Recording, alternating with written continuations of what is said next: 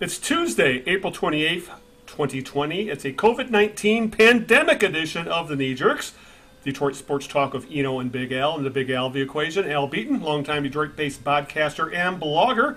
Joining me, as always, is the man who knows a lot of things about a lot of things, who's been locked down about as long as I have, and actually he's rocking quite the impressive beard at this point, and that would be Greg Eno. How's things, Greg? I haven't shaved since before the last show. That's how long it's been. We were doing this March 22nd was our last. Yeah, so we're almost 5 weeks. And I didn't shave before that episode, and I haven't shaved since. There's really no reason to. I'm working from home anyway, and all the meetings I take at work are via Skype, but not the video version of Skype, just business Skype. So it doesn't really matter what I look like.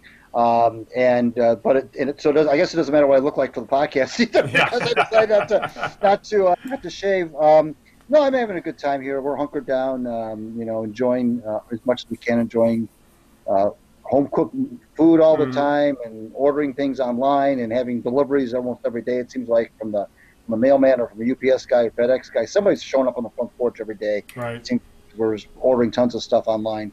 I just ordered a lawnmower online, for God's sakes, and that was ordered a few days ago. So we're managing. How about you?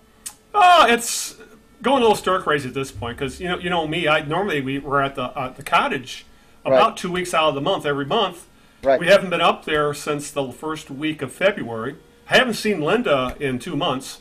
Oh obviously, my God. Well, she's an ER nurse and has been exposed to the disease, and obviously I'm immune compromised. So all we can really do is talk to each other, FaceTime, texts, and stuff like that.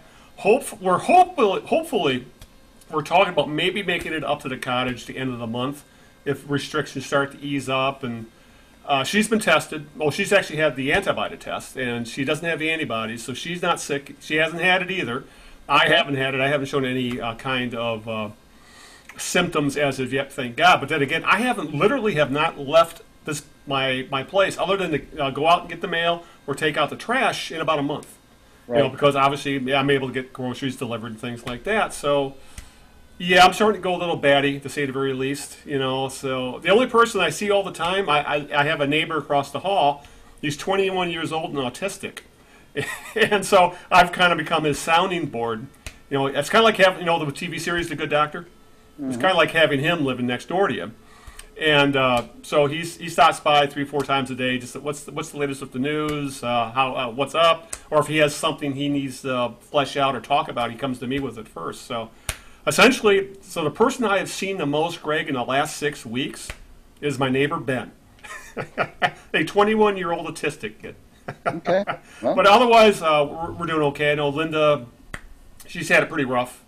Right when this was all really getting started, she actually sent me a text before even the governor or the state even brought it up. She says, "Do not leave the house." She goes, "I'm seeing people die. Do not leave the house. This is going to get bad." And she was right, because if you talk to medical professionals, Greg, they saw this coming a few weeks ahead before it was even really brought up. So she's had a pretty rough time of it. She's doing okay. It was touch and go there this past week because her dog McGee stopped eating. Oh. So God, if something had happened to him, I don't know how she would have handled it, considering whatever all this stuff she's dealing with at work. But he's better. He started eating again. He's doing fine. I talked to McGee last night when I FaceTimed her. So she's doing okay. Actually, she just got to work about half hour ago, so she's back on the job. So overall, I'm doing okay. It's just frustrating. I know you got to be feeling that way as well, but at least you have other people to talk to. Yeah, I do. And any idea when you'll be able to see her again, or no? Right now, I don't know. We're kind of hoping maybe the end of the month. End of this month or end of May? End of May, I should say. End of May. Okay. Yeah, that's what we're shooting for. As long as neither one of us gets sick, and the governor has eased up some restrictions and things like that. Because, like I said, they don't even want you traveling to a vacation home, which is where we go all the time. So, or use the boat or whatever. So, hopefully, we'll go for Memorial Day weekend. That's what we're shooting for. Fingers crossed. Hopefully, we won't have to worry too much about social distancing between each other. I already made a joke that I'll stay in the trailer, you stay in the cabin, and then whenever I start a fire, I'll sit on that side of the fire. You can sit on that side of the fire. there. Yeah. But, yeah, we're doing okay, all things considered, and I just hope she's still, I'm sure there's things happening she's still not telling me about right now, Yeah. obviously, or doesn't want to tell me about. Right. So we'll see what happens, because a lot of healthcare workers are going through some really shitty times right now, and she's one of them. So, for sure. But we're hanging in there, doing okay, and obviously, I actually shaved, so I don't have the impressive quarantine beard like you, but I know we're both getting pretty shaggy hair-wise, because I'm about 6 weeks since my last haircut. I'm going to have Mrs. Eno cut my hair pretty soon here, which she's done in the past. Yep. We'll have to go out there on the back patio and do that. Well, we glad to see you. Glad to be talking to you again. Yeah, it's a little bit of normalcy in a very weird time. Yeah, we promised everybody that we would do a show after the draft, so here we are. We've got, as it turns out, we have a few things to talk about other than the draft. Yeah. That's just by happenstance. And as for when we'll be with you after this, we don't know. Yep. We'll play it by ear, but we'll put it up on Facebook and Twitter and so forth. But anyway, here we are. And we've got, obviously, the draft to talk about. We'll be talking about Pistons, Bulls, old memories being... The Last Dance documentary that everybody seems to be watching. Yeah, and obviously sports wanting to fire up in some... Yeah, we'll have some opinions about that, I'm sure. So. And we'll do that, and we'll do Jerk of the Week. But right now, let's play a game that we like to call Whose Birthday Is It, Maestro? Everybody knows how we play this game right now. I'll give Al a clue or two or three of an individual whose birthday it is today in the world of sports, and if you can correctly guess that person within the first two clues, you'll receive a handsome supply of Brut by Fabergé. Ooh, Brut. Hey, there you go. How about some Skin Bracer, some Aqua Velva, and some Old Spice, too? No, that's Menon. That's Menon. By Menon. Yeah. This person, Al, made his name in hockey. Yep. He was born in the state in 1970, so he's 50 years old today. Mm-hmm. He is arguably one of the greatest ever to play the game. Certainly one of the best at his position to play the game. I'm not going to give too many other clues other than to say he played 20 seasons in the NHL, all in one city. And I should probably give you one more thing. He was not an American or Canadian. He was not a North American. Not a North American. You said he was born in 1970, right? Yes. So that means his career started probably late 80s, around 1990. 20 seasons with one team. Oh, God. I know I feel so out of the loop when it comes to sports, period, right now, that I'm drawing a complete blank. I really am right now. It doesn't help that you say he's not North American or just not Canadian. He's not North American. That doesn't help. So I'm going to pass on question one, Greg. Okay. We do have a lot to cover, and maybe you can give me a gimme because I'll trade that. I'll trade that. I want some high karate instead. I should say. Give me some high karate. I thought about high karate, then I thought about canoe.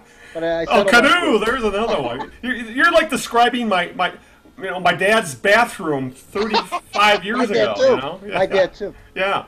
All right, we got a lot to cover here before we get to question two, and obviously, where do you want to start, Greg? You want to start with The Last Dance? You want to start with the noises leagues are making about wanting to restart, or you want to start with the NFL draft? Let's start with The Last Dance thing, because I wrote a piece on it yesterday. Yes, you did, as a matter of fact. It's kind of in the news. Not that the draft isn't in the news, but right. It's something. It would have been chalk to start with the draft. So let's start with. All right. Yeah, it's obviously if you've been under a rock over the past 2.5 weeks at this point, there's no way you would have known that there's literally nothing else to watch. Brand new sports wise on Sundays for the most part, other than ESPN, to their credit, pushed this documentary up about 2 months. So they could broadcast it while everybody's essentially locked down, and that obviously became known as Last Dance, which was obstinately about Michael Jordan's last season with the Bulls and their last championship run. But it really, Greg, it's kind of turned into an overview of his career, and like the first couple episodes touched on his time at North Carolina. Touched on his early days with the Bulls when they were kind of, trying to figure out what to do with Michael, for example, like talking about coming back from injury and putting him on quote unquote. It wasn't called load management then, but they had him on load management, and he was upset about it.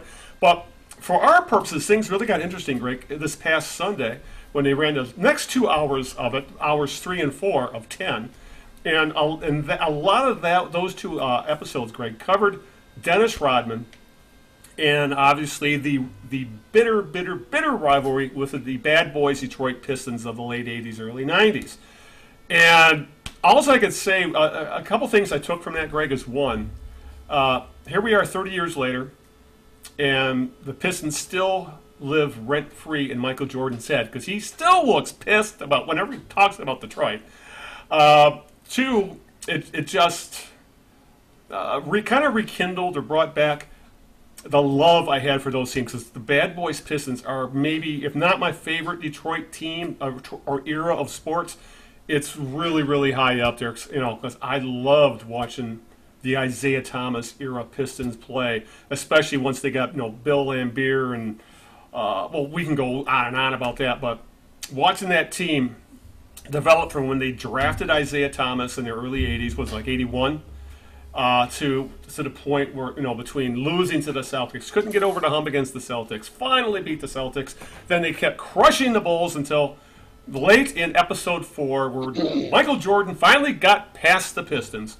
But they were such fun, intense, crazy rivalries of the sort we don't see that much. We don't see it all today, really, Greg.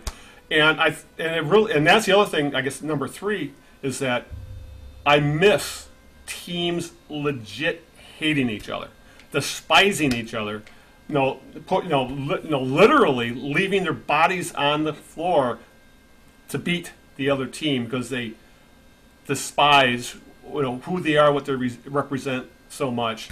And those teams legit despised each other, and to this day they still do, which nowadays, Greg, with basketball players knowing each other from AAU on up and in college, to the point where they're constantly switching teams in free agency to the point where they're forming super teams. They're all buddy for the most part.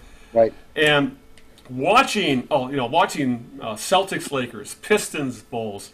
You go Bulls, Knicks. All these rivalries that we saw in the 80s and 90s just don't exist anymore, and they never will exist again or anything close to it. And it really made me feel kind of melancholy that much like Red Wings and Colorado Avalanche, for example, we'll never ever see rivalries like that again because the sports have changed so much. Free agency playing a big part of that, and also the fact that the players are brought up in a different system compared to where back then. Yes, and I wrote a piece about that yesterday. And that's kind of saying that we should embrace the hate, yeah. Love the hate. I'm like you. The hate is good. I mean, I think it's. I said that sports are to me are more compelling when there's very delineated heroes and villains, yeah. And when teams have, fan bases have their villains, and Bill Laimbeer would wear that black hat in every NBA city proudly.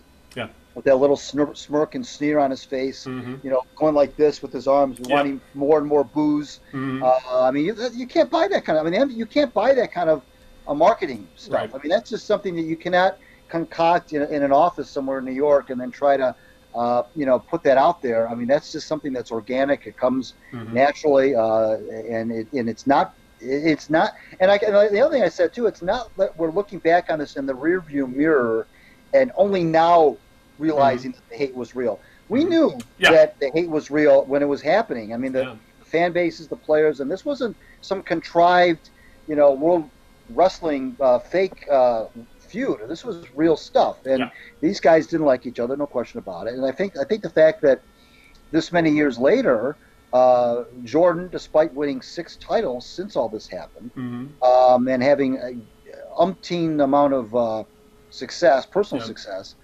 still grinds his teeth about this. I think that's good. I think that's healthy. I mean, some people may call him bitter and may say he's a crybaby. That's okay. That's the Detroit perspective. You want to call him a crybaby. You want to say he's whining.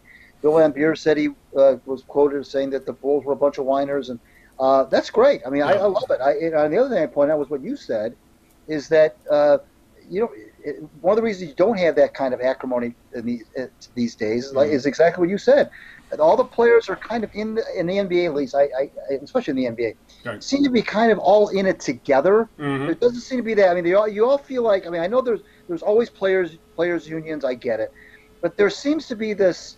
We're all buddy off the court, and maybe I'll even conspire behind the scenes to get on your team next Right. year. Yeah. And there's no real, you don't see those feuds anymore. There's no hard fouls in the lane. I mean, nobody goes in the lane anymore because nobody's shooting free throw. I mean, shooting shots from 25 feet away. So there's no lane to go into. Right. But there's a different brand of basketball, obviously. I mean, that's the other thing. It was a different brand of basketball. You did go in the lane. There was in the paint. There was a lot of rough stuff in the paint, which is where a lot of this stuff manifested itself. Was a lot of the acrimony, a lot of the bitterness came up physically in the paint. And who knows how many videos you can call up right now with Bird and Isaiah and Magic and Laimbeer and Rodman and you name it, all bullying each other, McHale and Parrish, slugging each other in the face and taking each other down, and that's speaking to the nature of the way the game was played back then. But this is, so to see this kind of stuff, to rekindle it again with the fan bases going at it again. Even I know Isaiah tried to take the high road about the walk off and try to show some regret, and Laimbeer doubled down on it. And despite the fact that Isaiah backed down or was trying to back away from it, Jordan. It didn't matter to Jordan. He was still ticked off about it. I think it's good. It's good and it's bad. Like you said, there's that wistfulness that makes you think, gosh, that was the good old days. But at least it's nice to know that everybody's not all shaking hands and nicey now. Right. I think it's healthy when you've got this kind of bitterness in the world of sports. I mean, not necessarily in real life, but in the world of sports, where I think good guys and bad guys are kind of a part of the whole deal. Yeah. It loses something when you don't really see that kind of acrimony between teams anymore. Yeah. It's it really says something about that era of basketball, Greg, is that there's 30 for 30s about the bad boys themselves. There's now this one of the Bulls, and there's also one of the Celtics-Lakers rivalry as well, which says volumes about just how emotionally involved we all were with the NBA. And the league truly exploded in that era. Once Magic Johnson and Larry Bird entered the league in 1980. So, and it's there is a couple things though. One, I didn't really appreciate how. Obviously, it's going to come from the point of view of Michael Jordan and the Bulls. So they made it look like every time those two teams played, every play was someone getting their head taken off, which was far from the truth. These were essentially highlight reels they were showing for people who didn't grow up watching this. If you look what people were talking about on Twitter and Facebook, they thought that's what 80s basketball, every play was like that. No, it wasn't. You don't put up 50 points in a game like Jordan could when you're getting knocked on your ass every single time you have the ball. And those people don't realize, for all the complaining about how rough the Pistons played, they were a gifted offensive team. They had one of the best three-guard rotations in the history of the game with Isaiah Thomas, Joe Dumars, and Vinnie Johnson. They had a stretch five before there was such a thing as a stretch five, and Bill Laimbeer. And they had maybe the best defensive player in the history of the game, Dennis Rodman. Now, and he was coming off the bench most of the time. So the Pistons are in some ways kind of get shuffled to the back of the deck of history, kind of because they were caught between the battles of the Celtics and the Lakers, and then obviously the Bulls dynasty. But looking back at it, you could make an argument for those Pistons teams. They could have won 4 titles in a row if Johnson and if Vinnie Johnson and Adrian Dantley don't bonk heads diving for a loose ball in the Boston Garden, and both being knocked out of the game, and then the following year, obviously, and I remember we mentioned this on Facebook, one of the maybe the most soul-crushing play in Detroit sports history when Isaiah Thomas threw the ball away in the Boston Garden. And obviously Bird steals the ball, they score, and they lose that series. And then obviously the phantom foul the following year against that should have been the third title right there, because that was Jabbar was not fouled. Bill Laimbeer did not even touch him. He was a foot away from him. He got the call, and that's how Game 7 ended. But obviously the Pistons still are a wonderful team, and I think it's pretty obvious, Greg, from the outpouring of emotions during this Last Dance stuff, is that how beloved that basketball team is here in Michigan, and specifically Southeast Michigan. They are literally, the rest of the country despises them. As bad as the rest of the country despises them, that's how much they are loved here. It's literally the Detroit versus everybody ethos right there. Yeah. Well, again, they had a lot of villains, Mahorn and Laimbeer and Rodman to a degree, although that was before he got kind of weird, but he was still a pesky guy and a pest. And, Isaiah and so on. Yeah, Isaiah is not the most likable person either. Yeah, so I mean, obviously Laimbeer, God. That was and they played a brand of basketball that was certainly not. It wasn't Showtime. It wasn't the Lakers Showtime, and it wasn't the Bird Celtics make 4 passes before you take a shot basketball either. It wasn't the Red Auerbach type of basketball. It was their own brand, and they had the well coiffed coach, and they had a personality that kind of matched the fan base, and they came along at a time where, aside from the Tigers' '84 championship, there wasn't really much to celebrate in Detroit sports-wise. No, there wasn't. So they came along at the right time in that respect. They made the bold trade toward the end of that season to get Aguirre for Danley. Mm-hmm. So there was a lot, they opened the Palace up. The whole thing was just, there was a lot of things going on that made that team in that era special. You'll get a lot of folks who love the '04 Pistons, and as well they should. Oh, yeah.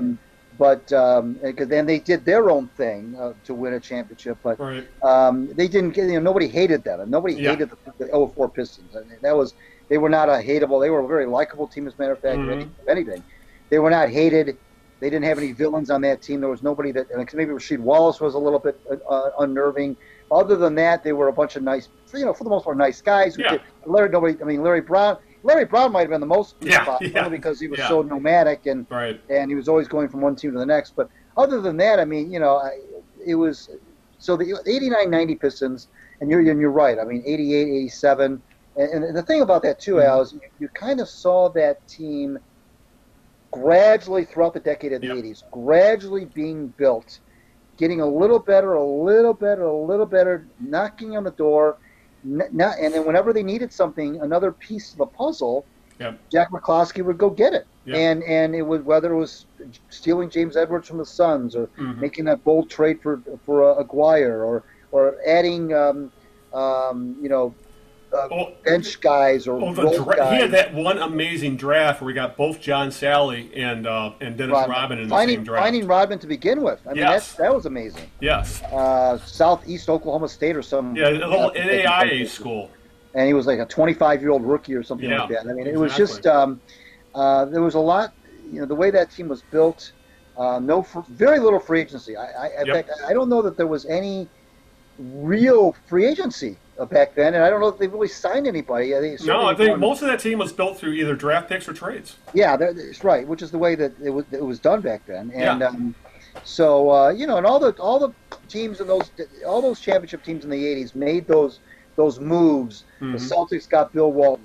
The Lakers got Michael Thompson. There was always somebody that those teams would acquire in a trade to kind of put them over the hump, and that's what the Pistons did. And Jack brought back John Long and a couple role guys like that, and that's what was really neat about it. Yeah, I think the one thing that really could have made this documentary, if he was still alive, would have been Chuck Daly.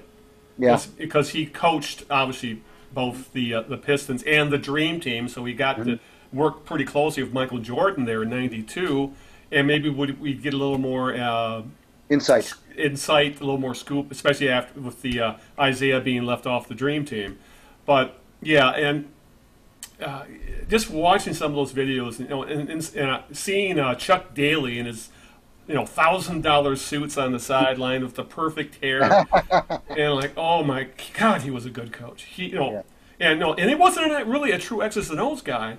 No, that's what he had the Brendans for. Yeah. He was such a good handler of people. And there's a great quote in the documentary, or I think it was Brendan Malone said, when we were talking about Rodman, and he said Chuck Daly went up to him and says, "Leave him be.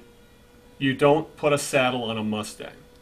In describing Dennis Rodman, and that really showed how much Chuck Daly, quote unquote, got Dennis Rodman, and it kind of shows why Rodman went off the rails when Chuck Daly left the Pistons. Yeah.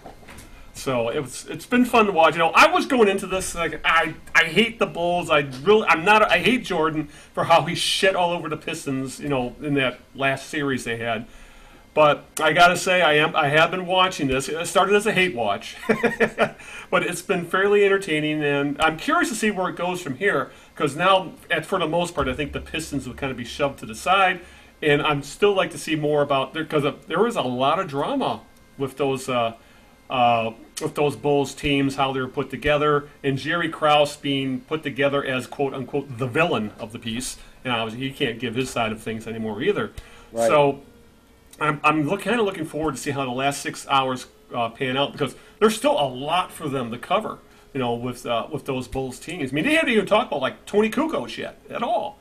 So it's going to be interesting to see where it goes. But it was Greg. It was a really nice flashback to the '80s, it reminded me how much I loved watching the NBA back then. I really loved it back then. Yeah, and you had those the old Boston Garden with all those leprechauns and the dead spots on the floor and no air conditioning and the Pistons playing in the Silverdome. I saw a ton of Pistons games. That helps too. I saw a ton of Pistons games back then because it was so damn cheap to go.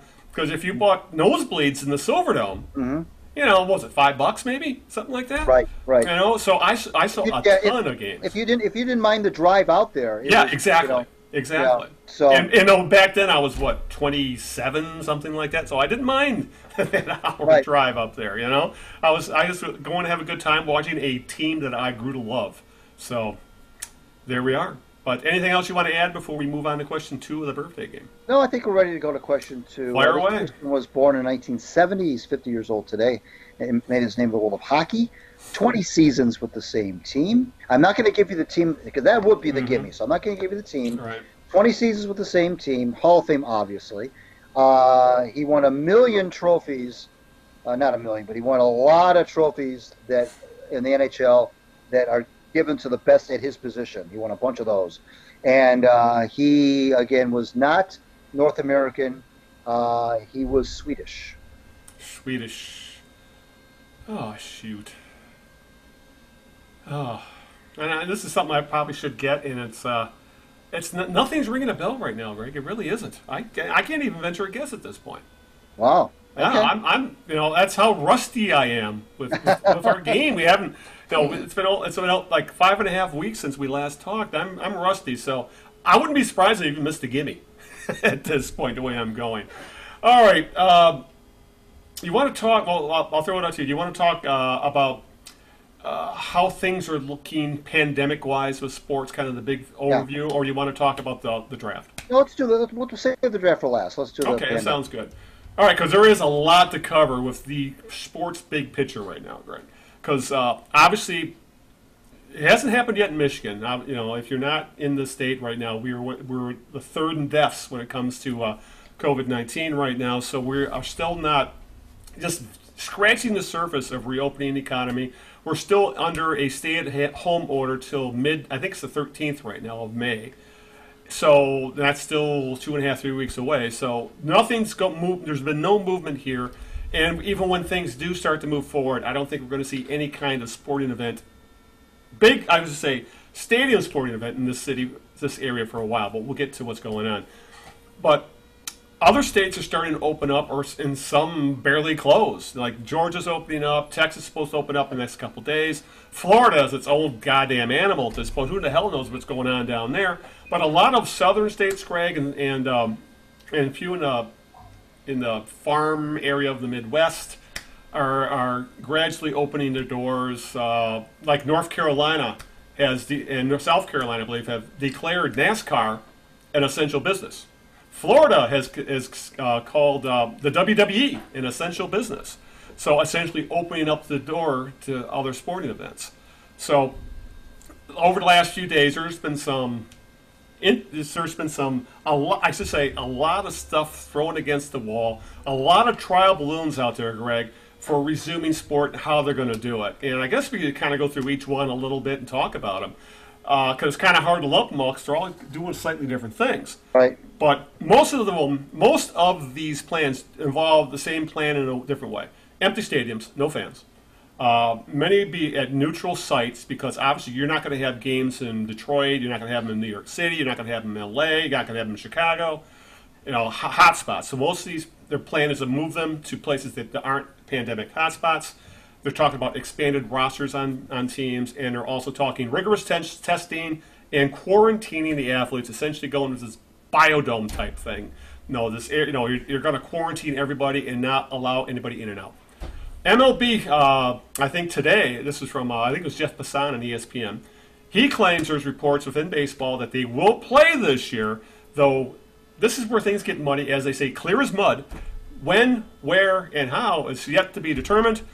The plans that we've heard, Greg, there's essentially 3 of them right now, playing a 100 to 120 game season in Arizona, or Arizona and Florida, or Florida. The new one is Florida, Arizona, and Texas.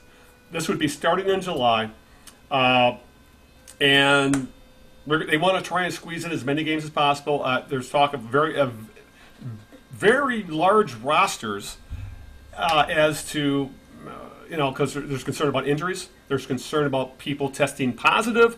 There's concern about playing ball games in 120-degree heat in Florida and Arizona.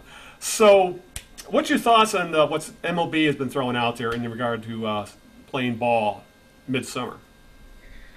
Well, there's a lot of things that come to mind. One of them is, I don't know if there's anything in the collective bargaining agreement of the CBA with the players' union that even addresses anything like this. Yeah, and this all requires their approval. Because I don't know what you do if you've got some dissenters. And there will be. Right, that say, look, I don't care what you think or what you come up with. I'm not playing. I don't feel comfortable doing this. Or leaving their family for 4 months. Yeah, right. I don't feel comfortable. Now I know that these are physically fit, relatively younger guys versus in relative to the population that is most at risk. Right. But still, you never know. This kind of reminds me of when Magic Johnson. This is all the much smaller scale, smaller scale. When Magic Johnson revealed he was HIV positive, and I think it was Karl Malone. I want to say it was Karl Malone who said that he was not comfortable being on the court with Magic. I think you're right because Karl Malone's a hick anyway. So well, but I don't blame him because we didn't know. We just didn't know that much. And it wasn't that he. I don't. And Malone's thing wasn't that he thought he could catch it just by being on the floor with them. It wasn't that. It was what if Magic, what if he gets a cut or if he bleeds or something goes in and blood spatters. I know basketball is not necessarily that kind of a sport, but I think that Malone's concern should have been respected because I don't think it was an anti-gay thing, and not that Magic was gay, but I don't think it was I don't think it was an insensitivity to HIV. Right. I think it was an oversensitivity to what the potential ramifications could be. Transmission, because at the time, it's still, it's a deadly disease potentially, a deadly disease. So that's the first thing is the CBA. How are they going to? Again, this is very. We've all heard the word unprecedented ad nauseum. I get it, but it's true. This is truly something Major League Baseball, none of the pro sports have had to deal with before. Mm-hmm. So how do you indeed start back up again? Well, let me say, when you're talking about people being uncomfortable, what about what about the older managers who would be considered in the at-risk category? Ron Gardenhire, he's older than us. He would definitely be considered at risk. Would someone like him be comfortable, dealing with with COVID-19? Or what about players who have had cancer? They are now immunocompromised, or for that matter, front office people. And let's not even get going. Let's not even forget all the infrastructure is going to be required of groundskeepers, umpires, stadium workers. Just to keep everything going. All of a sudden, you go from a 30-man, a 26-man team to all of a sudden an entire organization. You're talking 100 people or more, and if one of them becomes test positive, do you quarantine the whole damn organization? I mean, this is all stuff I don't know how they could even think about handling. Yeah, that's why I think the better discretion is the better part of valor in this case. And I know that there's a lot of money involved. A lot of money. I understand that. I understand it. I get it. You hit on something too. By the way, all the we just talk about the players. We just talk about the managers and the coaches. We don't talk about the ushers. We don't talk about the concession workers. We don't talk about the parking lot attendants. We don't talk about all the other ancillary people who are involved in any given night at a ballpark. So those people have lost their jobs. I mean, at least for the year. Right. And so they've already hit some. Those are people that are even if they do it just for the summertime, are relying on that income every summer, and they don't scoreboard operators. Yep. I mean, you name it. You can go. I mean, there's a bunch of them. So so even with this, we're not going to have any fans thing. We're going to limit it to X amount of parks. Consolidate. Everybody's going to play on the same 4 or 5 diamonds. I still think that they really should just say, we'll see in 2021. Yeah. I know it's going to throw a lot of. There's a lot of contracts that are expiring this year. There's a lot, Gardenhire is one of them, the manager of the Tigers. A lot of player contracts that are expiring. Guys are going to be free. Yeah, like think of the Dodgers who traded for Mookie Betts on the last year of his contract. They gave up a shitload of prospects. All of a sudden, they lose them. That's another thing that's going to have to be dealt with. And again, you can't go back in the archives and say, okay, well, back in 1992 we did this. Right. No, I mean, this is just something that's going to have to. There's going to be the courts are going to get involved. There's going to be all sorts of legalities about this. I don't know what they're going to do about that. I mean, and maybe that's part of the impetus, Al, in trying to get some sort of a season in 2020 is to just try to avoid that kind of stuff, avoid the bet situation. Even though they would still not be getting a full year of bets. They'd be getting something out of them. Yeah. I suppose they're looking at all the headaches that could arise if they don't play at all this year versus, I guess, the risk, if you will, even though this is literally potentially life or death, risk of let's just try to get through some sort of a season and then at least be able to say that we had a season so that all these contracts that could be honored, technically honored, and then deal with it in the off season. I mean, I don't know. The key is that the players, the players have to sign off on this, and and I don't know that it's going to be as cut and dry, as easy, as easy as they might think to get them to sign off on this. Yeah, because the Major League Baseball's players union is not even the most powerful athletic union. It's one of the most powerful unions. Period. Yeah, they have that kind of solidarity. So, I could very easily see, as you say, this could go sideways very, very quickly, even before they get around to playing games. So, but with that, NBA. Let's talk a little bit what they're talking about. They are planning. They are actually moving a little bit faster.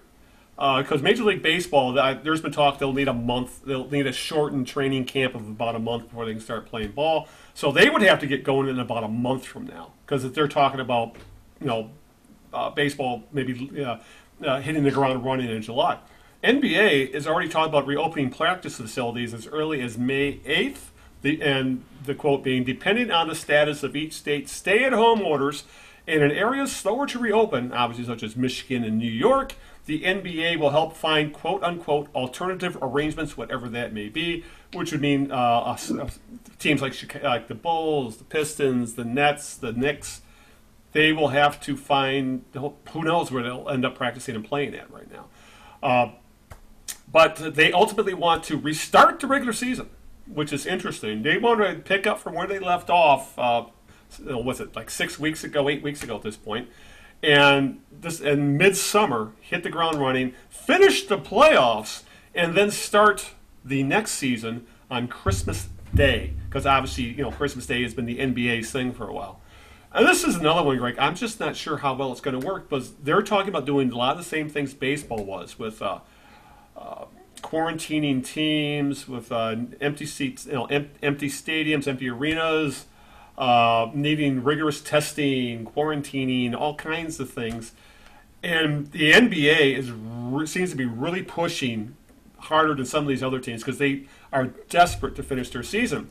Because a couple things I found interesting, I guess this applies to the NHL as well, is that some of the owners are saying, we will lose less money if we actually play. I'll find a quote. I think I saw it in the Athletic today. But regardless of this, I guess where I'm headed with this is that teams are going to, if they don't start playing games soon, especially NBA, NHL, there's going to be some teams that are going to end up in some severe financial straits, I guess is what I'm trying to say. And so some of these the NBA really seems to be pushing forward with this. And this is another one. The Players Union has got to agree. They still haven't figured out where exactly they're going to have games at, but they're already talking about opening practice facilities, which I find kind of concerning. Very concerning. Yeah. And this is not pro basketball is not a game that can be played with social distancing. Right. There's a lot of close physical contact. There's bodies banging against bodies. Mm-hmm. There's sweat is coming out of people's nose and mouths. There's a lot. There's a lot going. I know there's. Mm-hmm. I like to think, and I don't know if this is even part of the equation. Maybe I'm just being too idealistic.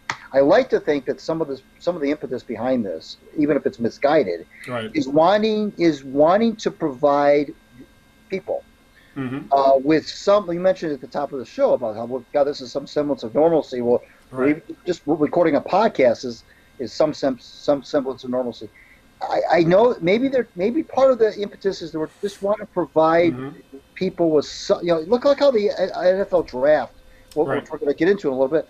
How people were just, that's always a well-watched thing anyway. Mm-hmm. But people were they gobbled that up more than normal because it was just something to bring to at least for 3 hours or whatever on Thursday night, take you away from everything and just, even though it looked strange, it looked odd, but it was still the NFL draft, and so maybe these sports leagues are just trying to give people something that they can watch and try to make them feel a little bit better about things.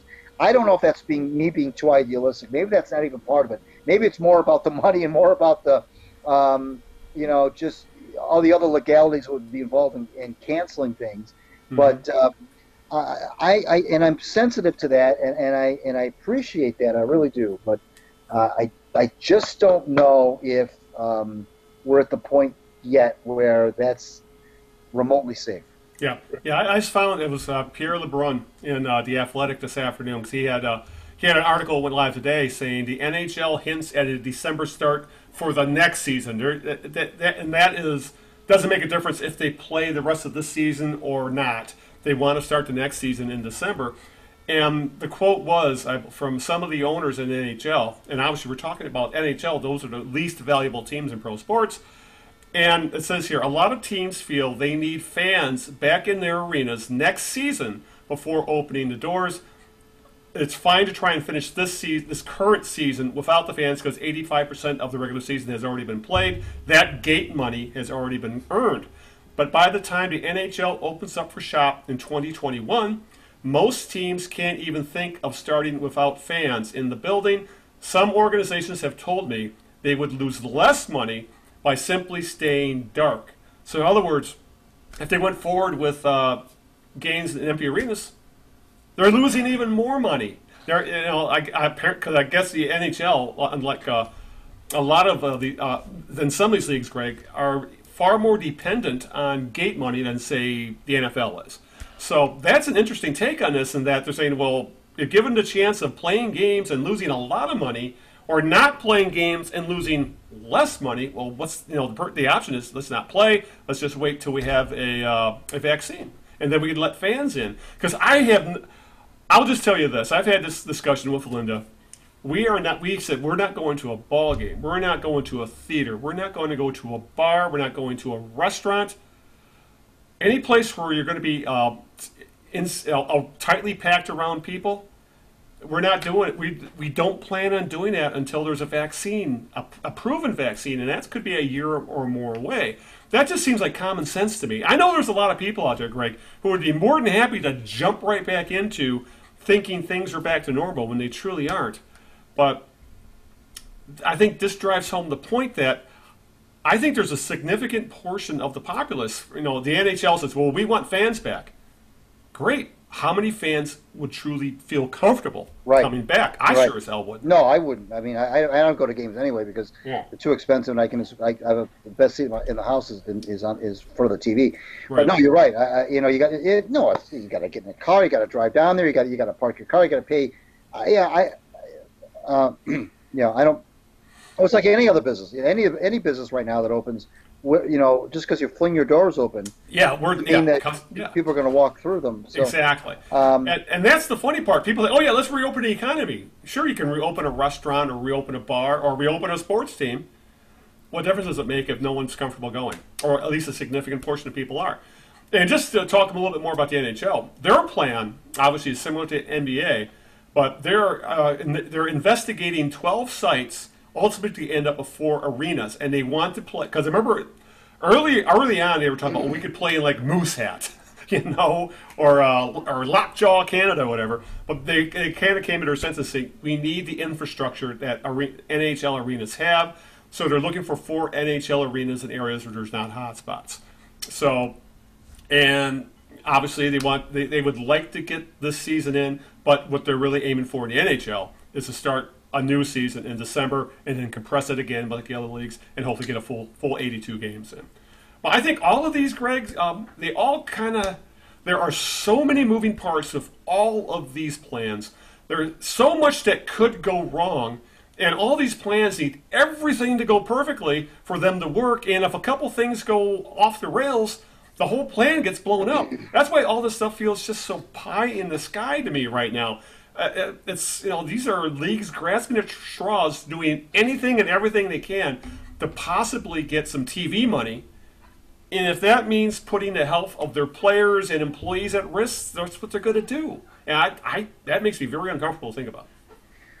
Yeah, the almighty dollar and so forth, and I know that it's funny because it seems like we've been going through this forever. It's only been about.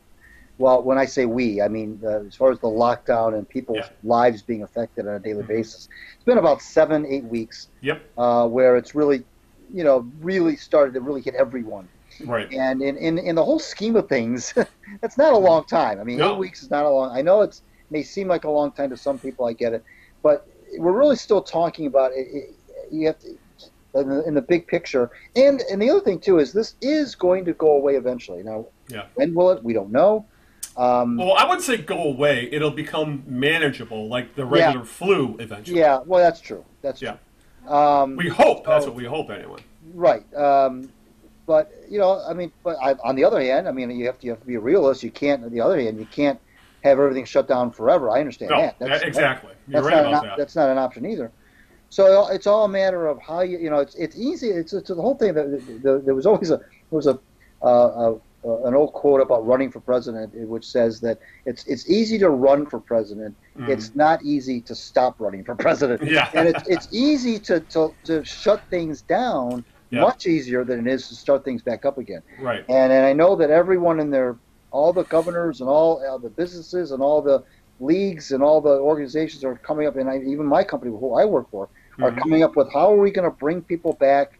I know my company's talking about doing it gradually in phases and so forth, and with tons and tons of safety precautions and so forth. It's not just open the doors and everybody come rushing through. So, and I appreciate the fact that the NBA and the NFL and all these other sports have to come up with. They have to say something. They have to say to everyone that, okay, this is what we plan to do. And just because, by the way, Al, just because they say today that this is what they plan to do, right, or that this is what they're floating out there, doesn't mean that A, it's going to happen, right, and B, that it won't change. That they might do something, well, you know what, we said this on April 28th, maybe 4 weeks from now, let's say, guess what, we've come to the conclusion that we're not going to be able to do that. We're going to try to do this instead. And I wouldn't be surprised if the NBA, for example, and the NHL say, you know what, forget the idea of finishing the regular season. They may even say, forget the idea of finishing the season, period, for the playoffs and everything. We'll see you back next winter. That wouldn't surprise me either, but nor would it surprise me if they do indeed try to push through some sort of restart, some sort of truncated playoffs, something to crown a champion, to truly try to crown a champion. Whether that occurs in an empty arena in front of just some reporters and some photographers, so be it. Yeah.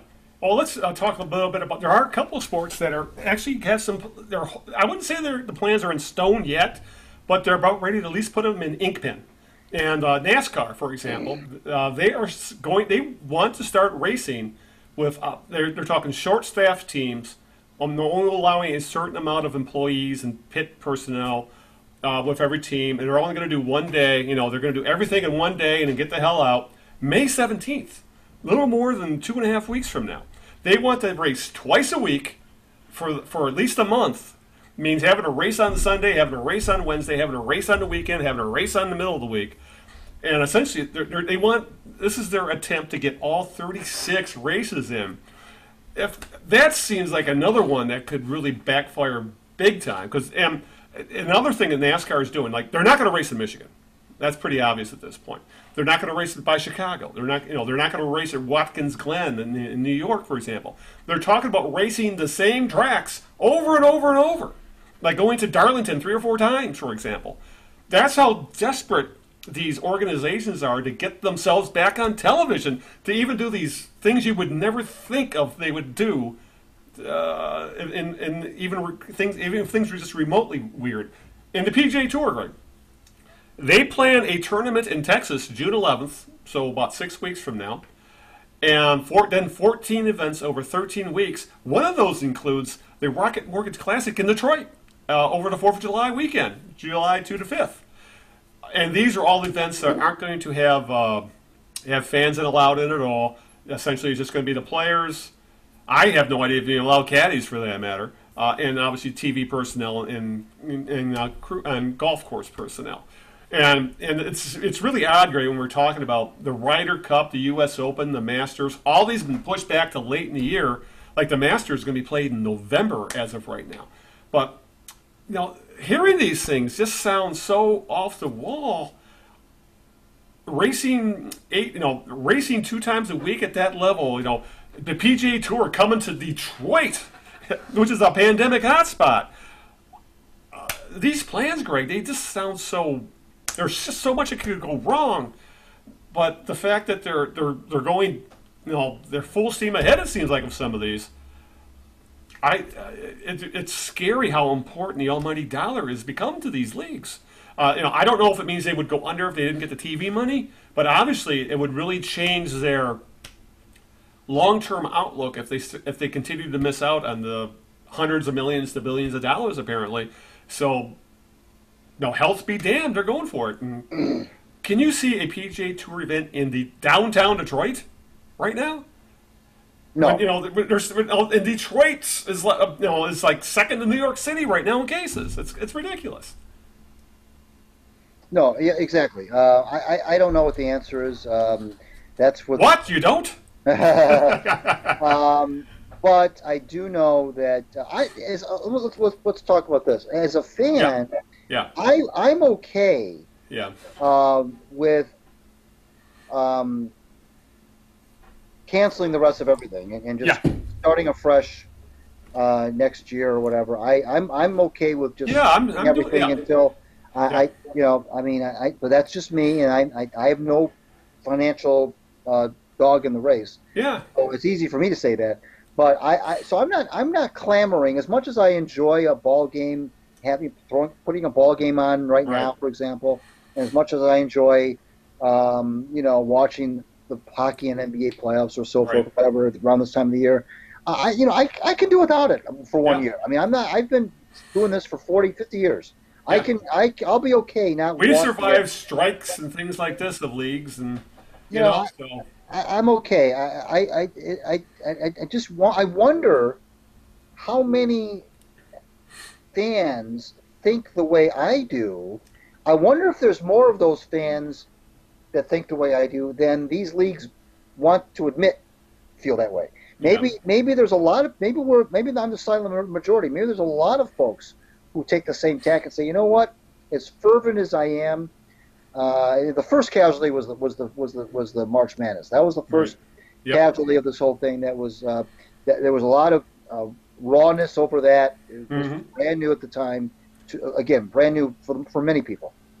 And March Madness was very sacred, and was just snatched away, and it was snatched away at the last second. It wasn't something that at least with some of these other sports we're talking about.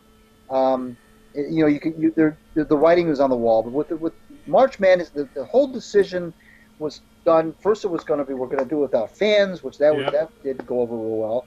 And then we're not going to do it at all. And then there was what about these poor kids? They deserve to play in this thing, and I don't know if they really deserve. Yeah, no one deserves putting their life on the line to play in it. Right. Do they deserve it, or do you deserve it as a fan? Who are you really talking about? Right. The kids or the fans? So that was the first casualty. Now things I think reality is kind of, and there were still at that time there were a lot of people who didn't really believe that this whole thing was real. Now I think things have kind of crystallized for a lot of people, and I'm wondering if there are a lot more fans than the leagues would care to admit that believe that, like I do, that just say, look, we're fine. Take as much time off as you want. I can spool up a YouTube video if I want to. If I want to fix. I can look up old stuff. I can do whatever. I'll find something else to do with my time. Yeah. Just come back when it's safe, and then I'll be back with you. I mean, you're not going to lose me. You're not going to. Mm-hmm. I'm not going to. You're not going to lose me as a fan because you're taking time off. Because that's not going to happen. So I wonder if there's a lot more people who feel that way than these leagues care. Maybe these leagues think that there's more of an outcry for these sports to return than is really true. Yeah, it's kind of like the vocal minority, which like we saw for protests in Lansing. Right. That got outsized coverage compared to how many people were really there. I think you're right when you say there's a extremely vocal minority online or maybe even in the media saying how badly we want sports back. When I think I'm with you. No baseball this year. It'll suck, but I'll deal. It's not that important to my life where it's going to change my lifestyle that significantly. I can get by without it. There's so many other things we can do to keep occupied nowadays. Especially, think of this happened 30 years ago. God help us. No internet or anything. But you make a good point when you bring up the other thing too about the whole financial. Well, the other financial aspect is refunding season ticket holders. Mm-hmm. And not just season ticket holders, but anyone who pre-bought a game, anybody who pre-bought tickets to a game that has since been canceled or is going to be canceled, needs to be refunded. Obviously, the season ticket holders who prepaid for the entire season have to be refunded in some way, shape, or form. I mean, obviously. So there's that financial burden too that these teams. And I think it's even it's even more. I think it's even more pronounced because I kind of forgot to bring this up, and you did. At the NCAA level, I mean, University of Michigan, Michigan State. What think of that's a huge percent. If they got to start refunding season ticket money, that's a big chunk out of their budgets, for example. Right. And for that matter, NCAA football, which is like this huge juggernaut that makes massive amounts of money that literally supports the rest of the athletic departments for the most part. Are they going to have football in September? Because right now there's a lot of talk, Greg, that colleges are not going to have kids in class physically in September. They'll probably still do remote learning. There's very possible they may not have kids on campus till, I really can't see it. Maybe the winter semester, maybe spring. We don't know, but it's looking quite like there will not be kids on campus in August and September. So do you ask NCAA football players we need you guys to play ball, but all your classmates are home because it's unsafe. So all of a sudden now you got to think, okay, what about the NCAA now? Are they going to have to push their football season and not start it till, say, kids come back in January, for example? Is it entirely possible maybe they end up having not... Kirk Herbstreit actually said this, and people got all upset, but he was speaking the truth. It's entirely possible that we don't see NCAA football at all for a year just because colleges have the still trying to promote the fake amateurism. They have to live up to that and say, well, we can't have sports if we don't have kids on campus because they're students as well. So all of a sudden, school budgets are going to get blown up because they don't have football money coming in. So there's a whole nother thing we haven't even got into about how this is going to affect the NCAA when it comes to football and basketball, and the fake amateurism stuff kind of throws a monkey wrench into them having sports until the kids come back to college.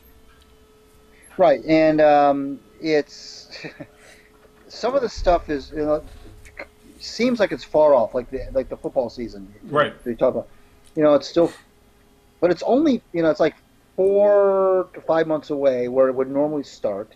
Yeah. And you mentioned something in the show notes. The NFL is talking about a mid-October. They're talking about moving back 5 weeks. Okay.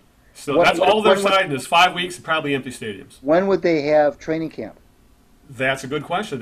These are all things that have not really been brought up yet because they're doing all their workouts virtually right now. Like the Lions are just sending out the workouts they want their players to do to their iPads and go from there because they hadn't even talked about OTAs or training camp or anything else.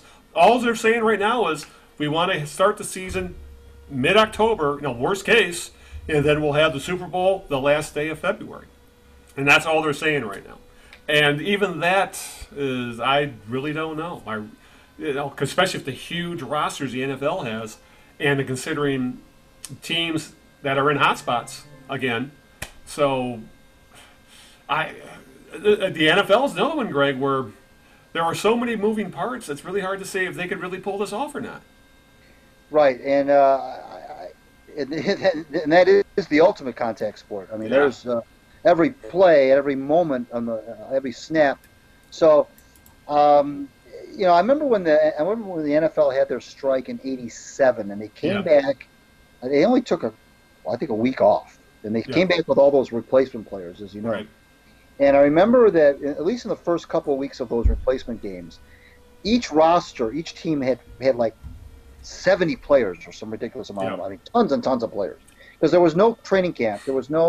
They brought these players in, the shadow roster. Yeah. And they brought these players in, and there was tons of players on the sidelines, I remember. And that whole thing was a disaster anyway. But anyway, the NFL may, depending on the training camp situation, they may come back. That's another sport that might come back with huge bloated rosters. Yeah. At least for the first month of the season or something. Maybe they come back with, instead of a 53-man, maybe they come up with a 65-man or something. Right. Or even 70, where there's just a ton of players, Yeah, carry an exhibition season roster kind of thing. Right, but I mean, obviously, you don't play your exhibition players. Right. You just have them there because of conditioning. You're trying to figure things out. I don't know. Maybe I'm all wet on that, but it. Oh, you'd have to go expanded rosters. You'd have to. Yeah, because the NFL, more than any of those other sports, really requires some training camp time. Right. But not necessarily exhibition time. We've talked about the whole. I know the NFL has talked about doing having a 3-game exhibition season and then a 17-game regular season, and that's an whole thing. But they do need, and these coaches do need some time to see these players, especially since there's not going to be any spring OTAs. There's not going to be the usual stuff. And like right now, you'd be in normal circumstances, you'd be gearing up for the drafted players and the rookies and free agents to have their OTAs, and that's the first chance these coaches will get it. We'll see their new players in uniform. Not really in uniform. It's not really full. It's not a full uniform prep, but in workouts and run some plays and do some drills and so forth. It's the first chance they'll have to see these new guys. That's not going to happen. So, and then you've got other OTs that happen in May and June. You got the veteran stuff and the free agent stuff, and then all of a sudden, now in mid to late July is when on normal circumstances, that's when the training camp would begin. But now that seems really aggressive. So now, if the NFL is already talking about starting the season in mid-October, then you've got to allow. Are they going to play? Are they going to play any exhibition games? Or are they going to just strictly go from wherever we are to the regular season? Yeah, it's and they probably don't even know themselves at this point. You know, so and to their, I guess, the NFL has always been the golden child. They've been very, very lucky. Their season's already over. They're still able to do their draft, which we'll get into in a little bit. And so they've been able to stay once again above the fold in the paper, you know, in the media. You know, because there's been nothing else to talk about. So the NFL has been very, very lucky so far. And I'm sure they're hoping their luck holds out and being able to get a full season in starting in mid-October. We'll see what happens. Because, again, I think they're talking about getting rid of bye weeks. I know they're going to get rid of the week between the conference championships and the Super Bowl. They're trying to kind of compress everything by those 5 weeks. So we'll see if they can actually pull it off. But if there's a league that can pull it off, it would be the NFL. Just because they seem to have been born with that silver spoon in their mouth. They're the luckier than hell. And I guess there's one other thing that we kind of gets lost in the shuffle of this, Greg. Minor leagues. Yeah, I don't think there are going to be any minor leagues at all. Period. Yeah. Like Major League Baseball seems, we don't care about the minor leagues at all this year. You know, nothing like that. No, minor league hockey. What the hell's going to happen there? You know, I have a feeling we're not going to see any minor league sports at all this summer. Period. And that could literally ultimately cause the shutting down of franchises in minor league hockey and minor league baseball. Because the pro leagues are more concerned about getting themselves on television. Minor leagues be damned. And that's really the impression I'm getting. So yeah, that's true. All right, so before we talk NFL draft, talk Detroit Lions, talk about cornerbacks and running backs and guards, question 3 of the birthday game. 50 years old today, 20 years in the NHL, all with one team, Swedish, multiple Norris Trophy winner, and I think he won it 6 or 7 times. Hall of Famer, obviously. Often called the perfect human. So it was a trick question. It was a Red Wing. Obviously, it's Nicholas Lidstrom. Yes. Not Lindstrom. No, not Lindstrom. Lidstrom. 50 years old today. Could probably lace him up and probably play a few. He probably would be their best defenseman right now. He probably would. Oh, you know, we laugh, but he might be. But we've been so lucky to have players to be able to witness the entire career of a player like him, who I don't think I ever made a mistake. If he did, I sure as hell didn't see it. No, right. Unbelievable. He didn't throw a body. I don't think he threw one body check his whole life. Yeah. But he didn't have to. He had the smartest stick, and he played the angles. He was like a pool player. He played the angles like a billiard pro, and he knew where the puck was going to be. He knew where everybody was going to be. Yeah, it was unbelievable, and it's somebody that just even as you're watching him play, you just realize, boy, this is just I can't believe I'm seeing this. And Yeah. so there he is, Nick Lidstrom, 50 years old today. So happy birthday, Nick. Oh, well, I'll wait for the high karate next time. So, all right, we're going to hit the home stretch here, Greg, and we'll talk a little NFL draft, Detroit Lions, how things were done there. And as my show notes say, the NFL draft was weird with a capital W. But it was also a needed respite, because, again, it was live content that I think if you were a sports fan, you may not have watched all of it, but I'm sure you watched at least a little bit of it. And they had obviously I didn't miss at all the giant party event, whatever you want to call it, that the NFL draft has become. It was supposed to be in Las Vegas this year, and they were expecting hundreds of thousands of people. I think I heard someone say 750,000 they might have been expecting, which is bonkers to me, but still. But obviously that was all thrown out the window with pandemic. So everything in the draft was done remotely, including TV coverage. That was all done by Skype and Zoom and over phones and telephone and whatever. But it was essentially done with social distancing in mind, and Roger Goodell doing his damnedest to appear folksy when it was almost impossible for him to even come close to that. But surprisingly, Greg, I was hoping for chaos, and we didn't get it. It went off pretty darn well. Maybe a handful of hiccups, but I enjoyed it because it led to some. I'll put it this way: it made coaches and GMs and players far more relatable, far more human. Yeah. This little things like Bill Belichick's dog, sitting in front of his computer. And it said Bill Belichick on screen, and there's his dog just sitting there in front of the computer, or seeing Bob Quinn. His kids were next to him on camera the entire time. He says he was using them to take names off the whiteboard and things like that. And and seeing the families, I thought it was kind of cool. Rather than being in the green room, all decked out and whatever, very very stagey. When draft picks get introduced, they just had remote cameras, with people in their homes with their families, and seeing the families literally, be themselves and go nuts when their son or brother, or whomever, or cousin, whomever got drafted. It was really refreshing to see because it felt so much more natural and less stagey, if you know what I'm saying. And I found it interesting that it led to Bob Quinn saying to the media that this may lead to giving everybody in the organization, including himself, trying to give them a better work-life balance in the offseason moving forward, because they found out we can pretty much get done what we need to get done, and we don't necessarily have to be in the office 18 hours a day to do it. And that's something that's always kind of bugged me about the NFL or college football, football coaches and GMs in general, is that are you really working harder or smarter if you come into the office at 4 a.m. and don't leave till midnight? It seems to me it's you get to a certain point to how much are you really accomplishing after you've been in an office for 12 to 16 hours. So maybe going forward, these guys will realize that I can work a 12-hour day. I can do it from home.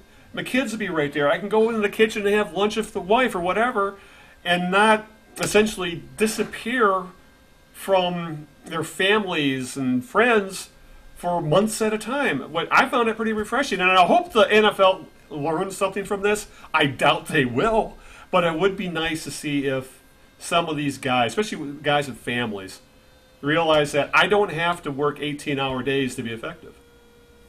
Well, it was not all that long ago when you didn't have all this pomp and circumstance. I remember when Barry Sanders was drafted, Andre Ware. And it was just a bunch of tables and people sitting there with the football phones. The guys, right? Yeah. And the guys, the kids that were drafted were in their homes. I remember Andre Ware getting that call from the Lions. Yeah. They have a camera, of course, in his living room. Yeah. With all his family around him, of course. Just like we saw Thursday night. Yeah. And talking to the coach or the GM or whatever at the moment they're being selected.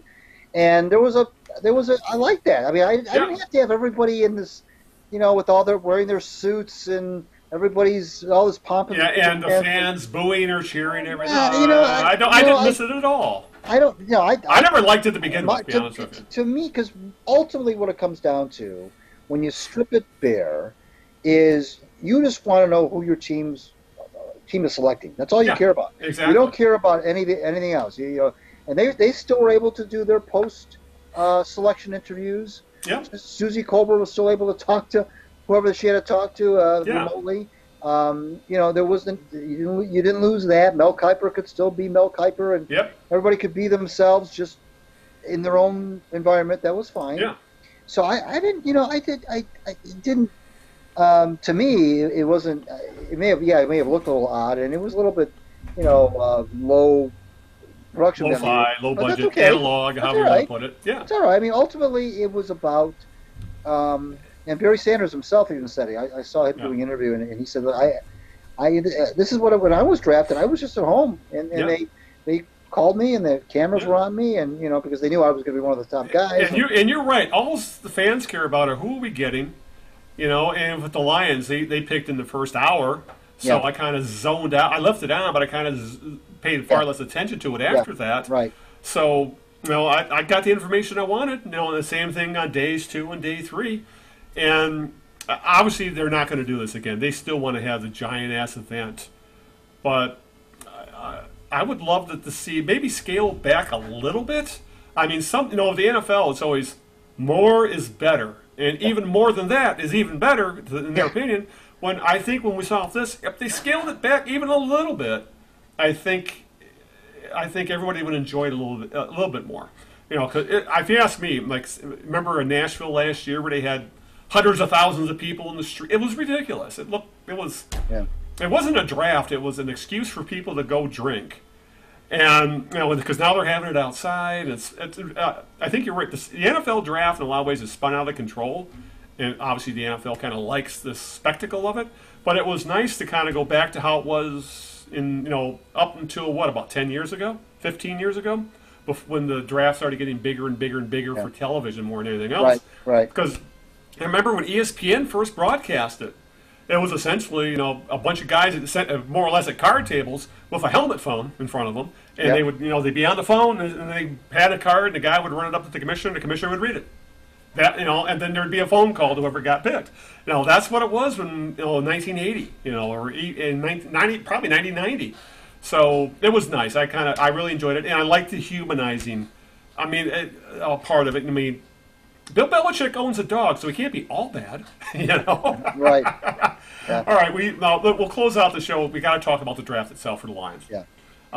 And overall, Greg, it's receiving good reviews. I've seen, if you average it out, it looks like they got a B grade for the most part, even though I think we both agree that actually grading a draft the day afterwards is a fool's errand to begin with. But they weren't able to trade down because I don't think anyone would have believed they were going to take Tua Tagovailoa anyway. Not with Matthew Stafford and not with if you believe it or not, the win now mandate. So they're not going to take a quarterback who's not going to play for a year or two. So they weren't able to trade down. But from all reports, the Lions grabbed the number 1 defensive back in the country in Jeff Okudah.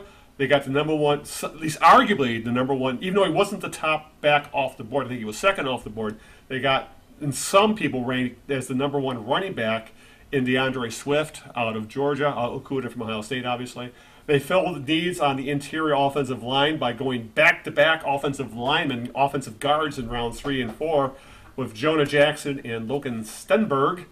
And then after that, it was really kind of a lot of flyers. They took the slowest wide receiver at the combine in Cephas out of Wisconsin. Looks like they drafted the return man specialist more or less in Jason Huntley out of New Mexico State. So, kind of a gadget type player. And then they drafted a couple of defensive linemen to finish off the draft. These are guys who, if they pan out as backups or rotational pieces. They are not impact players. But the top of the draft, Greg, is where I think we're most. Oh, I forgot about Okara, the edge rusher out of Notre Dame, who a lot of people think has first round talent. But he missed a good portion of Notre Dame's season for broken leg. And if there's one thing that the Lions need, and that's a pass rusher. I don't care if it's coming from the middle or coming from the edge. They need someone that could get to the pass rush, that could get to the passer. Okar might be able to fill that bill. So overall, the draft got good reviews, but there's also some argument that one, they took a slow ass wide receiver. They filled holes of their own making by having to draft Okuda to replace Slay and drafting 2 offensive guards to replace Glasgow, and also the fact that a lot of people say, and we've seen this with the Lions, Greg, when it comes to drafting a running back high, it's bad value. And look how long the Lions have been chasing finding a running back in the draft, taking him on the second day, usually second round. I mean, we have Abdullah, Best, LaShore, Johnson now. You know, they traded up in the draft to get Kerryon Johnson 2 years ago, and then here we are. We're taking another SEC running back in the second round again. So that seems like a bad use of resources. And I think the best argument I've heard about you take a running back high in the draft if he's one of the last pieces you need to get over the hump and win a Super Bowl or start winning playoff games. It doesn't make nearly as much sense for a team like the Lions, who won 3 games last year, to take a running back because, well, look what's happened to Saquon Barkley in New York. He's put up some numbers, but they still haven't won any more games. So there's a lot of back and forth when it comes to taking a running back very high. Overall, though, Greg, I think there's talent here. I just don't know if there's enough talent to make that much difference to make this a playoff team. That's the big question, obviously. There's a certain... you're right about the Monday morning quarterbacking was that they did a pretty good job. Yeah. But there's also a certain feeling of running in place because you mentioned drafting for need that was self-created. Yep. Slay is merely now. What just think if they had Slay and Okuda? Okuda. And for that matter, Okuda is not going to be as good as Slay his first year. So we don't know. But the odds are he will not be. I would bet against it. But whether he is or he isn't, it's unusual to draft a cornerback that high in the draft. Yes, that's exactly. That's the other thing. I understand he, by all measures, it was by far the best cornerback in the draft. I understand that. He comes from you can't, as far as college football pedigrees come, Ohio State, it doesn't get much better than that. You're coming from Alabama or you're coming from Ohio State, and only a handful of schools are in that stratosphere as far as producing NFL players. And Ohio State for decades has produced really, really, really good NFL players. So I'm sensitive to that. I understand that too.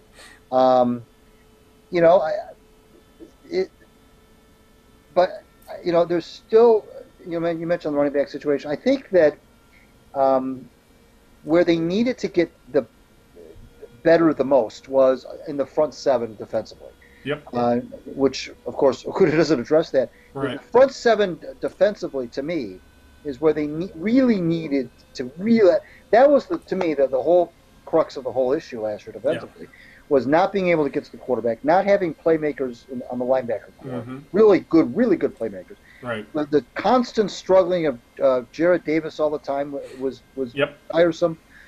Sometimes he's good, sometimes he's not good. He's can he cover? You look good sometimes in pass coverage. Sometimes look completely lost. There weren't guys on the edge. There weren't. There was no personality. Who are we on the front 7?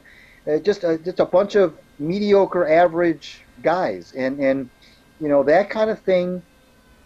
In the course of a football season, especially in the course of a game, and in a game, if you don't have those kind of guys, as teams go on in the course of any given game, they can wear your defense down, and that's what happened to the Lions. And they couldn't get to the passer. They couldn't make that.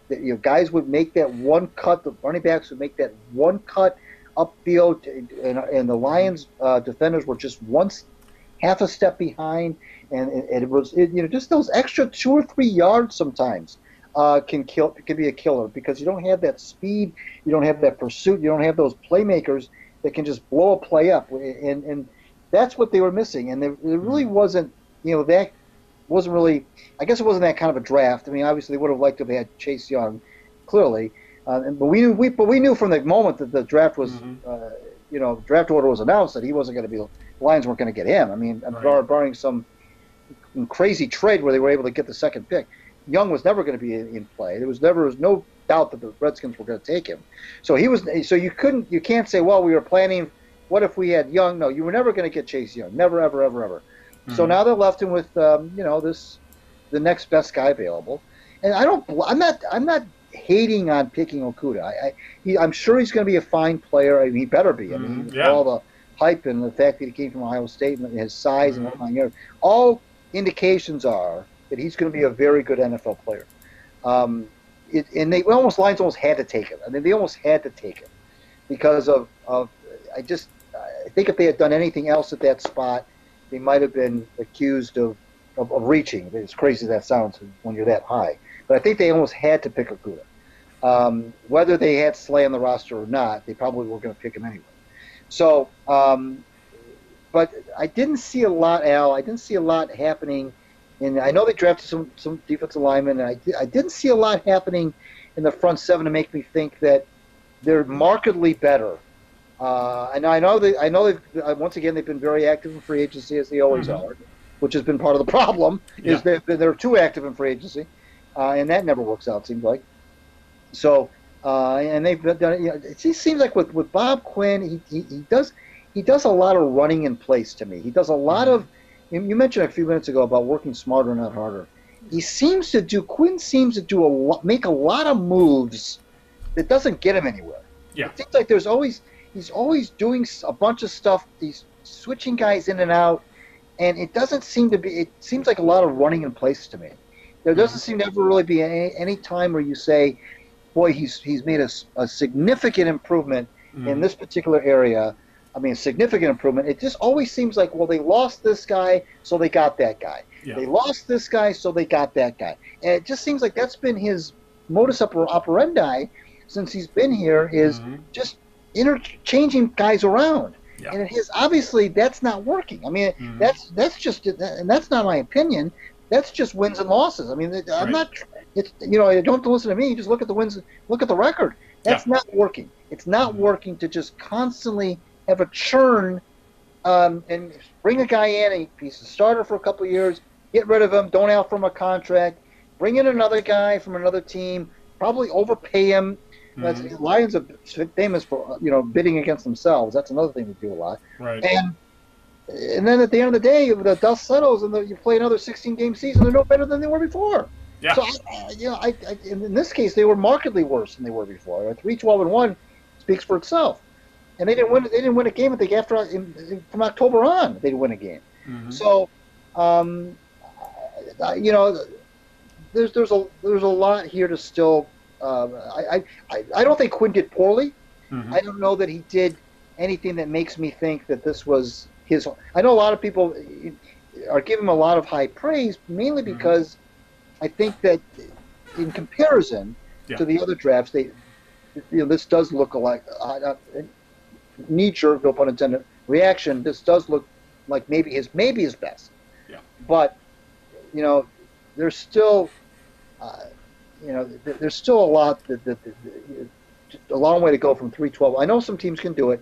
Some teams can go from 3 wins to 12 the next. The Lions don't do that. That doesn't happen here. So it's going to have to be 3 wins to 9 to 12, and I don't know that. If first of all, then there's this playoff or else mandate. I don't know what, and now this whole COVID thing throws that thing into the. Who knows what that's gonna. How good are these players going to be with no off-season program to go to?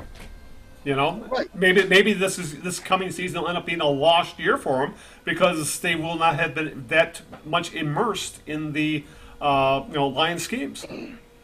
Especially when it comes to like an offensive lineman, for example. It's all about chemistry and working together. And now they possibly have both their new left and right guards, but we have no idea because they're not going to be able to work with them the way things are looking until maybe the fall. I know at least as a group, if they're lucky, But at the very least, at least in the upper part of the draft, the first few rounds, Quinn seemed to have had an MO of taking guys of really high floors, but they don't have much of a ceiling. They are what they are for the most part. You know, they're solid starters, but they aren't impact stars. They have a chance to have a couple players like that, Okuda and Swift, if they do live up to their potential. At least according to what we've been told by the people who are supposed to know these things. So that would be refreshing if a couple of these guys actually developed into big-time playmakers who actually make a huge impact, make a difference on the win-loss column. Because guys like Taylor Decker, Frank Ragnow, T.J. Hawkinson, solid. Apparently they're going to be solid players, but are they the kind of guys that move the needle? No. Okuda, Swift, Okara, these guys actually have a chance to move the needle. It just remains to be seen because if that what actually happens, because as we both know, the NFL draft is really a crapshoot, and even more of one this year because there were no on-campus pro days. They couldn't bring people in for workouts and talk in person. Everything had to be done remotely. So, as you can tell by this draft, I think that led to the Lions. As you look at the draft, they took every single one of these players was a Power 5 conference except for the running back from New Mexico State. Because I think they feel more confident what they're getting with a guy from Georgia, Notre Dame, or OSU compared to taking someone from a directional school in Oklahoma or something. So I think that played into it. But this could ultimately be a lost season for these rookies because, as you said, this COVID-19 throws everything into an uproar, and we don't know how workouts are going to come. How are these guys going to learn the defense and offense? This could ultimately be a lost season for a guy like Okuda because we know that defensive backs, for the most part, take a year or two to turn into the lockdown. That's what happened for Darius Slay, for example. He really didn't become Darius Slay until probably year 3. So right. All of a sudden, we might be just losing a year off of Okuda's prime or become, when he's still cheap because of what's going on with a pandemic. So yeah, it still ultimately could be bad luck for the Lions. And that is not of their doing, for once. Right, that's true. But I don't know. It seems like a solid draft. It'll take 2 or 3 years to even have an idea as to what happened. But at the very least, it gave us a weekend of, again, normalcy. We got to watch sports and it took my mind off of what's going on in the world for a while. And for that, I'm kind of thankful. Sure. Yeah. All right. With that, I guess it's time for we're going down to the home stretch. We're headed towards the line. So, what's your jerk of the week, or say, who is your jerk of the week? Well, sticking with the NFL draft, I'm going to go with Aaron Rodgers. That's going to be so fun to watch in Green Bay. As you know, the Packers traded up to draft. Is his first name Jordan Love? Jordan Love. The quarterback, and with, I guess, by all reports, much to the consternation of Mr. Rodgers. Yep. Who is, by the way, 36 years old. Yep. Or either is or is going to be very shortly. 36 years old. He may already be 36, regardless. I did some. First of all, he's upset because he thought the Packers should have drafted for the positions. He's upset. Again, this is, in fairness, this is reports. Right. That he's upset that the Packers did not draft another position in the first round instead of. And in fact, they were 13-3 last year. Right. Yeah. Now there's a new coach, relatively new coach, Matt LaFleur. Yeah. And again, by reports, LaFleur is a little bit tired of Rodgers' shit. Yeah, patience is wearing thin. Yeah. I did some really quick research when Aaron Rodgers was drafted in 2005 out of California. Of course, Brett Favre was the quarterback, the Packers. Favre was 35 when Rodgers was drafted. I don't remember. If this happened, I'm my bad and I'm wrong. Yeah. I don't remember Favre throwing a hissy fit because I don't drafted Aaron Rodgers. Yeah, Aaron Rodgers was drafted clearly to be the quarterback of the future. Why not? You've got a 35-year-old guy. Even though he was very productive at 35, he's was going to be 36 the following season, and so you never know when So the Packers were prudent, and they decided they like Rodgers. He was a first round pick, and so they drafted him. And Rodgers didn't play the first 2 years; he didn't even hardly played. Right. But he played in 2007, and then the rest is history. I don't recall Favre getting all his shorts in a knot. Now Favre won a championship, just like Rodgers has won a championship. Right. So they both have that in common as well. And I don't recall Favre getting all bent out of shape because the Packers drafted his replacement. And Rodgers, again, I'm going by reports here, is not happy camper. And apparently he's got this, and I don't know how true this is either, but apparently Rodgers has got this passive-aggressive thing going on that is wearing thin on everyone in Green Bay, and that he may or may not have had it, that may or may not have contributed to Mike McCarthy being fired. I don't know. Anyway, bottom line is, you're going to be 37 before you know it, and what are you going to play forever? I mean, what Packers are just got to wait till your arm falls off until they draft who they think could be a replacement, and it's not like they're drafting Love with the idea that he's going to take Rodgers' job this year. And frankly, maybe Rodgers I know he was 13-3 last year, but maybe Rodgers doesn't. There's no, if you're as good as you think you are, there's no harm in having some competition. There's no harm in having some kid come in and push you. I mean, the whole thing just, if he was, 33, 32, and I can. And I'm not saying Rodgers is decrepit and is falling apart. I mean, I'm not suggesting that. Why else? If you look at he's still pretty durable. He's not hurt that much for a quarterback. So I understand that and I appreciate that. But when you can't, sooner or later the Packers have got, and that's what I've been wanting the Lions to do. Frankly, is what the Packers did, is draft a quarterback that they feel like could be not just some training camp fodder, not some fourth-round guy from Brigham Young to be in camp for 5 weeks. I'm talking about somebody really that could really be the next starting quarterback after Matthew Stafford. Right. And especially with Stafford breaking his back and the whole 9 yards. And the Lions won't do it. They just won't do it. I don't know when they're going to do it. They didn't do it again this year. I'm not sure when they're going to do it. Sooner or later, you got to do it. I mean, Stafford's 32. I know it's that age. Yeah, it's 32. But he's coming off a broken back, for God's sakes. I mean, this is not, I understand he played all those consecutive games, but, sooner or later, you got to say, wait a minute now, hold on. So, Rodgers, my jerk of the week is I just think if these reports are true, then that's not good. Yeah. It was definitely a power play on Matt LaFleur's part. At least that's what it's looking like, in that he's saying, no, I'm running this team, not Aaron Rodgers. So it really has looked like Aaron Rodgers has wanted to, what he said went for several years there. So it's going to be fun to watch the drama in Green Bay, because you're right about Rodgers. He does come off as a passive-aggressive kind of drama queen kind of guy. So it'll be interesting to see how that all goes. And got to wonder if he'll even finish out his contract there. Now, maybe they won't set Love, because as you said, we're talking about setting him for a year, maybe 2. We'll see if that gets accelerated if Rodgers gets all pissy, which is likely going to happen, which will be fun to watch. All right, my jerk of the week, I'm going to NASCAR, because it's been one of the few sports that has managed to stay somewhat in the limelight because of esports, because of video games.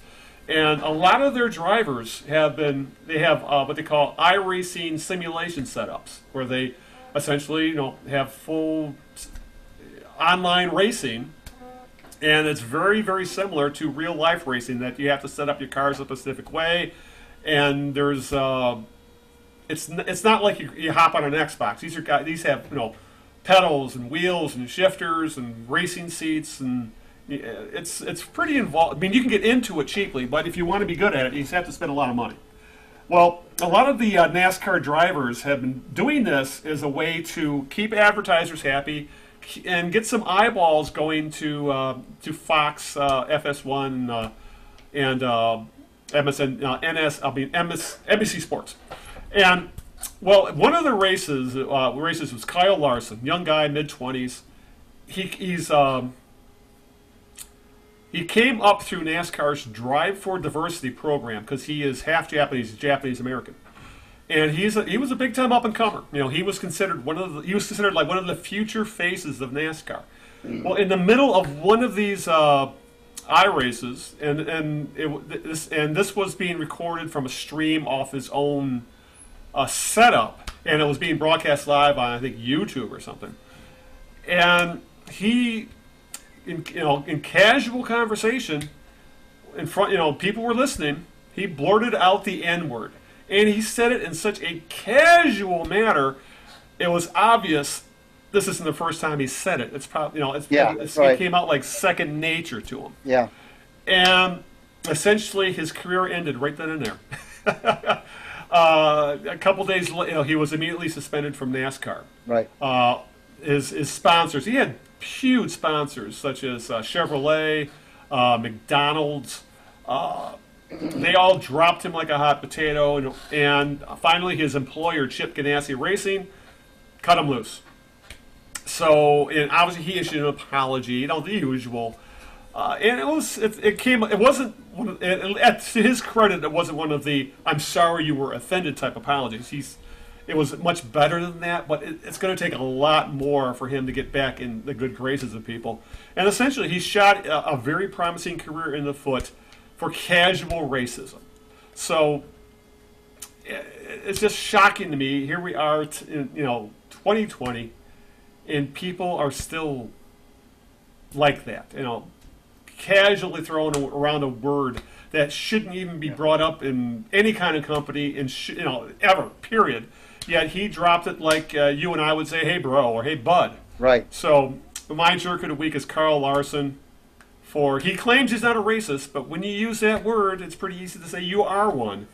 And he essentially shot a very promising race driving career in the foot that he may ultimately get back to that level. It's going to take him a long time to do so, and a lot of groveling. But my jerk of the week is Carl Larson for being a racist, pure and simple. A racist racing driver. Yeah, what a shock. In NASCAR. What a shocker, huh? Right. And that's another thing.